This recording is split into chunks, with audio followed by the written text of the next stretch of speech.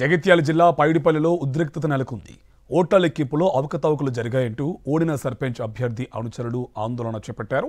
Recounting చేయాలని demand చేస్తూ polling station ఎదుట బైఠాయించారు.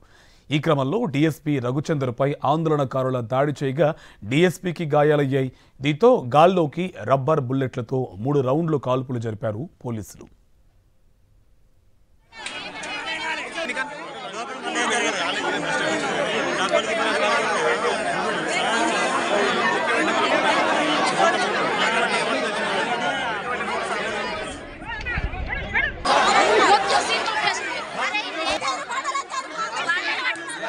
డీఎస్పీకి గాయాలయ్యాయి. దీంతో గాల్లోకి రబ్బర్ బుల్లెట్లతో 3 రౌండ్లు కాల్పులు జరిపారు పోలీసులు.